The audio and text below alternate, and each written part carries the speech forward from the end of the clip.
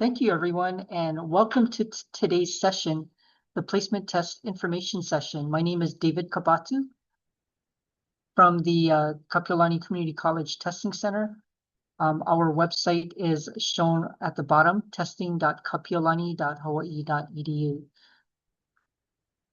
Let's go ahead and start our Placement Test Information Session and today's agenda. We're going to spend about 10 minutes on part one. Why do we need a placement test?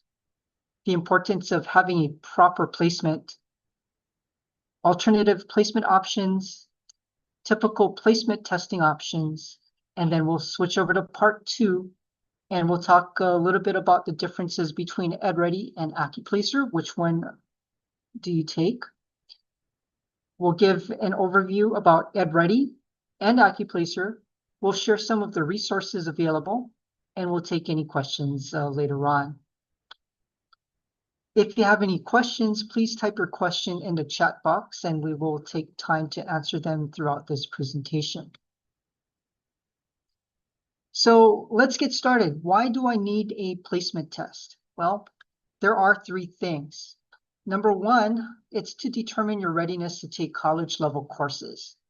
College-level courses, those are courses that are numbered 100 and above, apply towards graduation and transfer to four-year colleges. Developmental math and English courses, those are courses below the 100 level, help prepare you for college-level courses. Number two, it's to meet requirements to register for a particular course. For example, course prerequisites. If you were to take Sociology 100, for example, it would require qualification or placement into Math 82 and English 100. The third point that I'd like to bring up is you might need a placement test to meet application requirements to enter a KCC program. This could be the EMT program, the medical assisting program, nursing program, etc. So check with your application requirements or program requirements to see if a placement test is needed. I wanted to point out that placement tests are not pass or fail exams. Let's move on to proper course placement. Why does it matter? Well, obviously the first point is to save time and money. We all know that college costs money, and we want you to avoid taking unnecessary courses that are not needed for your course of study. Having a proper course placement also helps you stay on track to transfer or graduate on time. Now with STAR GPS registration, you can do all of this, and I can tell you that it is extremely helpful for students trying to navigate the course registration process. What courses do I take so that I can graduate on time?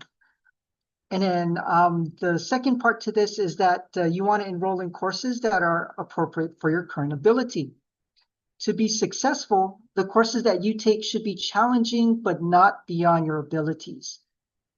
You don't want to struggle and then fall behind in your courses. Sometimes when you're struggling already, it becomes a lot harder to get back on track. So having that proper course placement is important because of all of these points that I've covered here. Okay, some of the tips on why it matters having a proper course placement is because your effort on the test is rewarded. So do take your test seriously. Sometimes you may feel that you get placed too low or too high, and it might not be, you might not be in a situation where, I think this course is appropriate for me. So in that case, if you feel that you've placed too low and you think you can do better, you might want to consider retesting to improve your score. But if you think you placed too high, consider taking a lower level course. So as an example, if you've placed to say, for example, Calculus 1, and you think, well, you know what, I think Calculus 1 is a little bit too much out of my abilities, you might want to take a lower level course like Math 135 or Math 140. It's completely okay. Now, all placement tests are multiple choice. If you can eliminate at least 2 or more wrong answers, this gives you at least a 50-50 chance of getting the question correct. On the flip side to this, you might not be a good test taker but be a good guesser. And sometimes being a good guesser might lead you to having that higher placement than you expected. So just take that into consideration. You know, again, if you place too low, retest. If you place too high, just take a lower level course. And then also, you may also want to periodically seek the advice of your academic advisor, or if you're enrolled in a course, your instructor for guidance. So utilize your academic advisor, utilize your instructors. They are really, really good in helping you try to succeed throughout your college career here at Kapiolani or wherever you might go. We do have alternative placement options. Some of the goals here for alternative placement. Goal number 1, if you qualify, you are exempt from taking the placement test, and that's a good thing. The second goal, we allow taking the alternative placement allows direct placement into college math or English courses or both. Again, as I mentioned previously, you may take a lower level math or English course if needed. And then alternative placement also allows you to meet requirements to register for other courses. That's not math or English, say, for example, sociology, psychology, etc. For those high school students and recent graduates within the last 2 years, you may use your SAT or ACT scores and or Smarter Balance Assessment and or high school grades and GPA to qualify for direct placement into a math or English course. Let me talk a little bit more specifically for high school students. Oh, I'm sorry, let's go back. And then for adult learners, you can take the HiSET, that's the high school equivalency test, or the GED, the General Educational Development Test. Now let's go ahead and talk a little bit more about for high school students, the ACT, SAT, and Smarter Balance tests. Tips for high school students. Now, if I could go back in time and tell my younger self, what can I do to get a head start in college? Well, take the test. Do take the ACT, SAT, and Smarter Balance test when it's offered by your school. You want to start early. Taking these tests earlier rather than later will give you 2 things. Number 1, a baseline of what you already know. And number 2, it will identify areas for improvement. As a high school student, you want to maintain your grades and GPA because your grades and GPA can also be used for direct placement into a math, English, or other course. And then the final point to all of this is that to support your learning, if you're in high school, you want to take appropriate courses in all of your years, not just your freshman, sophomore, junior, or senior year, but you want to take appropriate courses all throughout your entire high school career. If you can do it, if it is affordable, if it's financially feasible, try to prepare for the ACT, SAT, or Smarter Balance test as appropriate. Take the test again and again and again if needed, and track your improvement. You want to also seek guidance from your high school and college prep counselors because they are your best sources to get you through your high school career and into college. If you don't have to take the placement test, and if you can qualify using the ACT, SAT, or Smarter Balance test, or your high school grades and GPA, seek that guidance from your high school and college prep counselors because that's what they're there for.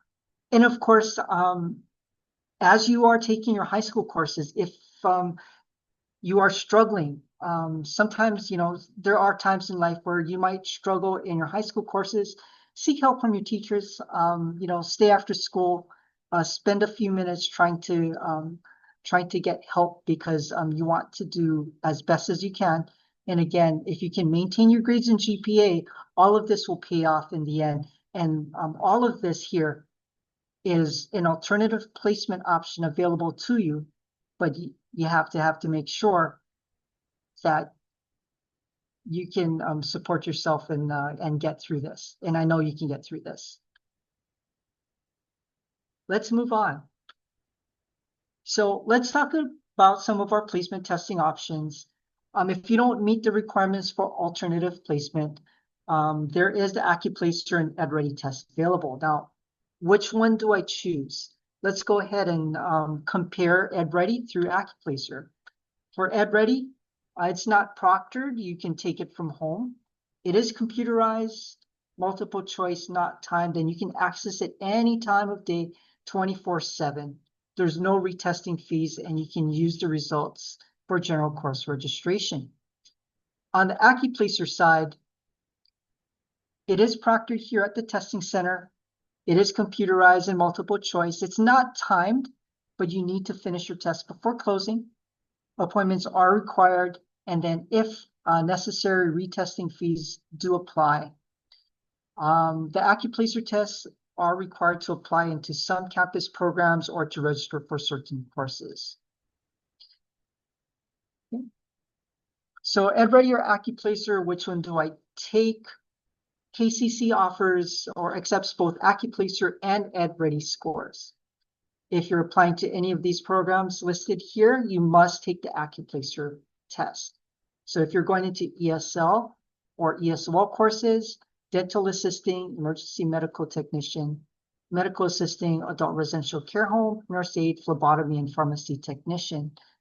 Some of the requirements over time may change. So I would strongly suggest checking in with the program coordinators of each of the programs to see what is current at the time you decide to apply for these programs. Okay. What is Edready? So as mentioned before, it is a computerized placement test. It is multiple choice and has two parts. There's a mathematics portion, and within the mathematics portion, it does have subsections, test 1, test 2, and test 3. We'll go in more detail on test 1, 2, and 3 in a couple slides after this. There's also the English test. The average time to complete the Edready test is about 2 to 3 hours. The nice part about it is that you can work at your own pace.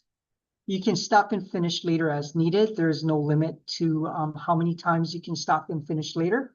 We know that life happens, so if something comes up, stop. When you're ready again to start up on your test and pick at the questions, go ahead and get logged in and continue on. The main thing is that if you are taking Edready, you do need to complete the test before the registration period begins. For the Edready math, what sections do I take? There are maybe a couple considerations to consider. Number one, what is your major or overall goal? Are you a STEM or non-STEM major? So STEM majors, those are like engineering, math, science, and technology. These majors typically require advanced math courses. So we're looking at Calculus 1, Calculus 2, sometimes even higher than that. For non-STEM majors, if you're like an English major, or if you're like a nursing major, you can only, that major may only require up to Math 100, 111, or 115. Again, requirements do change from time to time. Please check in with your academic advisor to make sure that you're taking the courses appropriate for your major. Okay. Most students, when you take Edready, you only need to take one section. But to give yourself slightly more options, I think it is best to do Math Path 1 and 2, or Math Path 2 and 3. And then you don't need to take all 3 sections. It's not just necessary. But you can take one, but I would suggest taking at least 2 paths just to give you a wider range of math options. Okay. So if you take Math Path 1, this is the non-STEM college math placement. Upon test completion, you'll get placed into one of these courses listed here. What will you be tested on Math Path 1?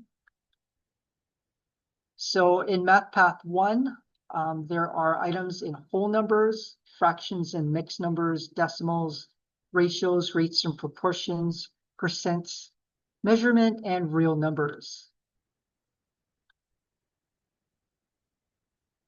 For Edready Math Path 2, this is the STEM or algebra placement section. Upon completion of Math Path 2, you'll be placed into one of the following courses listed here.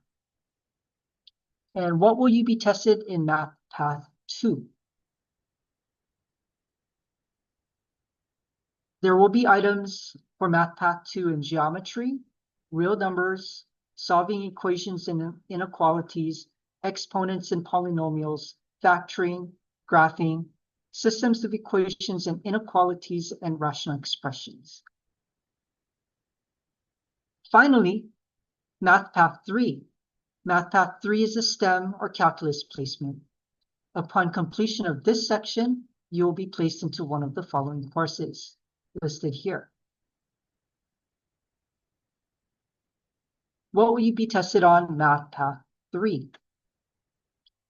Math Path 3, you'll see questions on radical expressions and quadratic equations, functions, exponential and logarithmic functions, and trigonometry.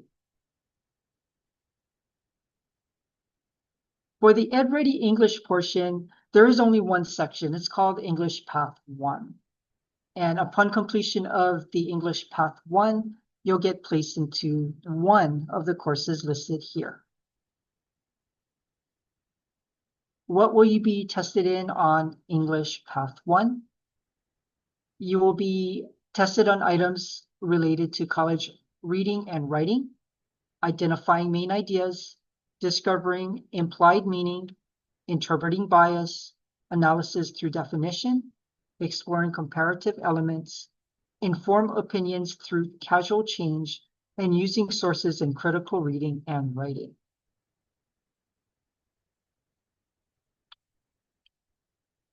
Here's some tips on Edready. On the very first attempt of your Edready test, you will be given an initial score.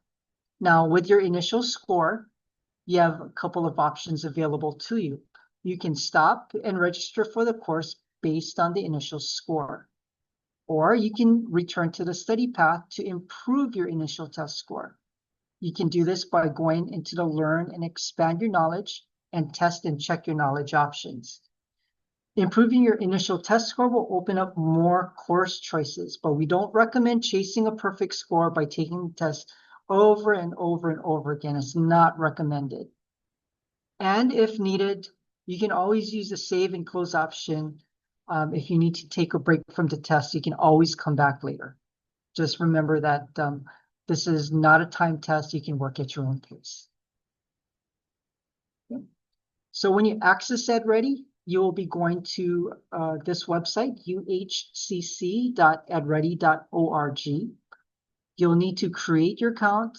You'll need to use an email address to register using an email that you check regularly. And then there's the goal key. The goal key will be used to access the testing portion of Edready. Okay. And notice that each of the college campuses listed there on your right side has their own unique goal key. Make sure you use the goal key appropriate to the campus that you're applying into. Are there any Edready questions? Okay, if not, let's move on. Let's move on to ACCUPLACER. As mentioned before, ACCUPLACER is a computerized placement test. It is multiple choice and adaptive. When we mean by adaptive, that means that the difficulty of the next question is adjusted based on the answer to the previous question, correct or incorrect. So for example, if you get question 1 and you get question 1 correct, question 2 will be slightly more difficult than question 1. Going on to question 2, if you also get question 2 correct, question 3 will be slightly more difficult than question 2. Now, if you get to question 3 and you get that incorrect, question 4 will be slightly easier than question number 3. This pattern will repeat throughout the entire test. For the mathematics portion, there's 20 questions per section, and then there's a maximum of 40 questions. Okay. For the WritePlacer test, it's an essay section. We'll go over that in a future slide. And then for ESL students, we have our ESL Reading and WritePlacer test. For the ACCUPLACER average time to complete, most students will finish in about 1.5 to 2 hours.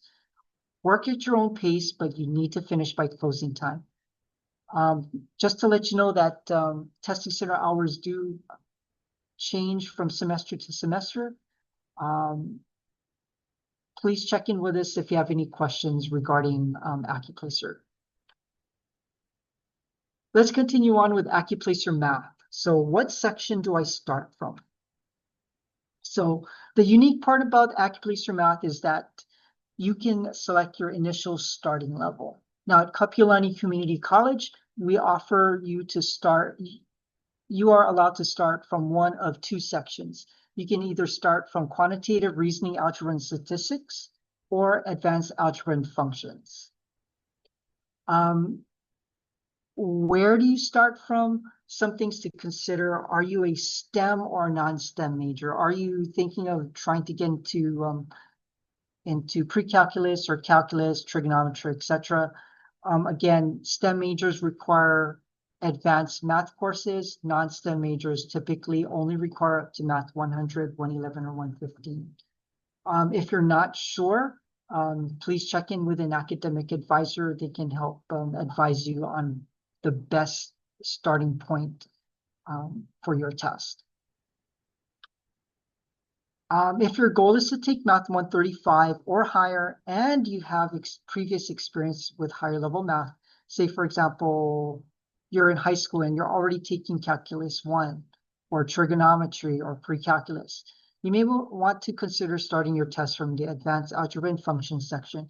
And the only reason why we say this is that it will help lessen or shorten the amount of testing time that you spend on your test and reduce the number of questions that you see on your test. So it's both a function of how many sections you might have to take and then less number of questions. So that's just one of my pieces of advice that I'd like to give to you, because if you do take 2 sections, 40 questions can be a long test. And we try as much as possible to keep your test short and sweet, and so you're not spending too much time on your placement tests. So just take that into consideration when you do your ACCUPLACER Math.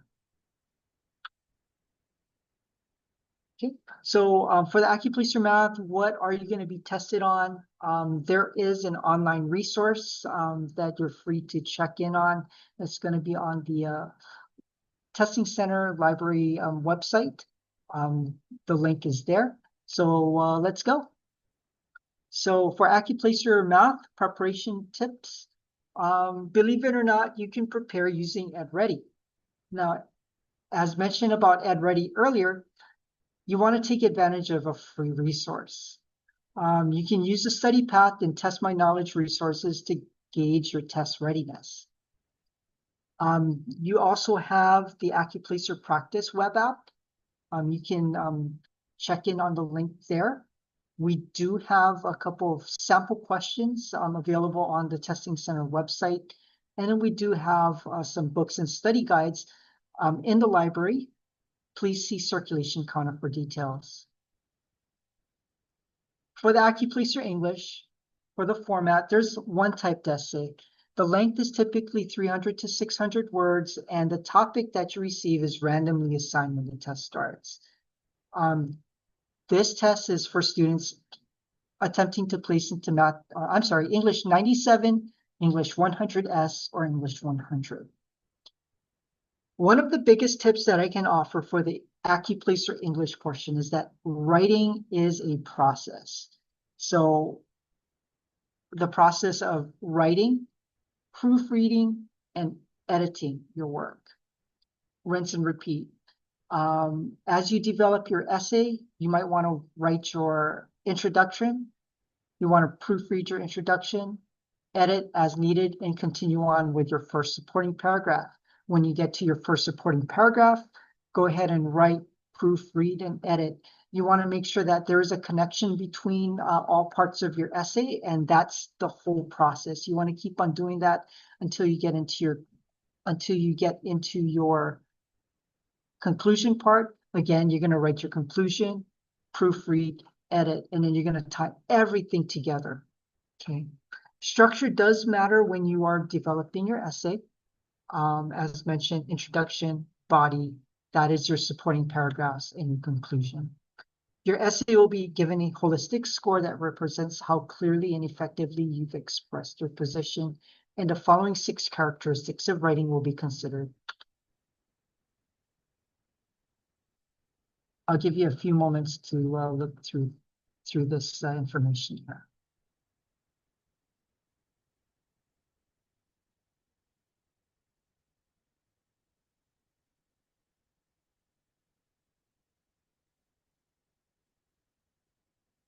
Let's continue on with the ACCUPLACER ESL reading. The format for the ACCUPLACER ESL reading is multiple choice, A, B, C, D, E, and there are 20 questions. Okay.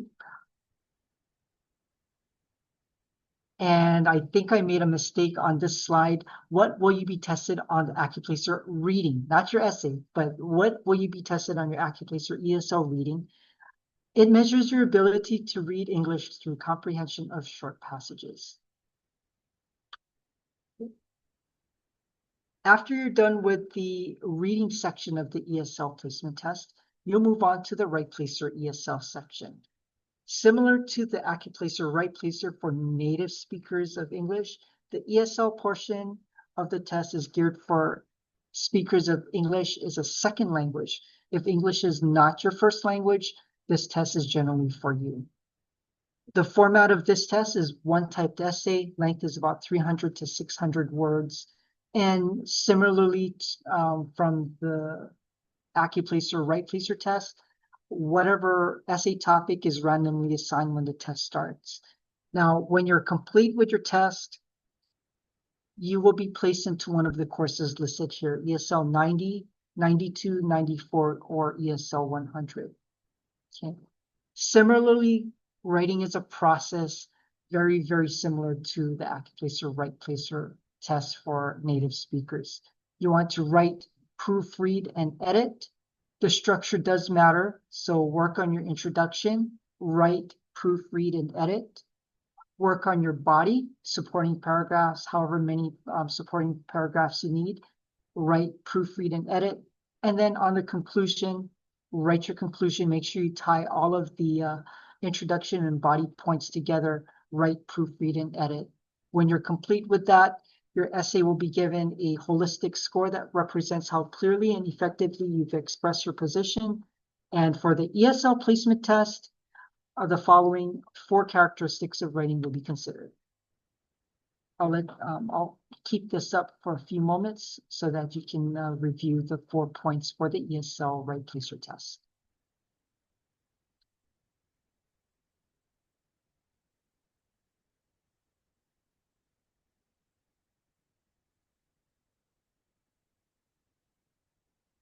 Okay, so for the ACCUPLACER WritePlacer ESL and ESL placement tests, some prep tips. Again, please don't chase for a perfect score. You don't need to get a 100%.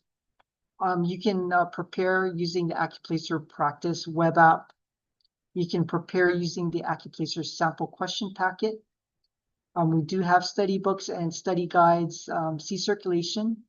And then especially for ESL speakers, If you can read on your free times, whether there's books, magazines, newspaper, online articles, you want to get a feel of what various types of writing feels like in the English language. And getting exposure through books, magazines, newspapers, online articles gives you a variety of ways how English is used out in the real world and how English can be used in your classroom. We do have a retest policy for the ACCUPLACER test. Your first attempt in any section in the Math, English, or ESL section is free of charge. After that first free attempt, we will charge a retest fee of $25 each time you retake a test. Placement testing or your placement will be based on your highest unexpired test score. And if you do have expired test scores, so if you've taken the test a long, long time ago and you're coming back to KCC and it's been more than 2 years old, we will not require any retesting fees. You'll basically start off from scratch. To recap, high school students, take advantage of the ACT, SAT, and Smarter Balance tests. A placement test might be required to register for courses. Placement tests are not pass or fail. Very, very important. Placement tests are not timed, so use this to your advantage. Please don't chase a perfect score. It's better to be challenged and be successful than to struggle and fall behind in your courses. It is also important to take courses appropriate to your skill level set so you don't fall behind. If you have any questions, please see our website, testing.kapiolani.hawaii.edu. If you plan to take your ACCUPLACER test here at the Testing Center, please schedule an appointment online at www.registerblast.com/Kapiolani. If you have any other questions, feel free to drop by, call, or email us.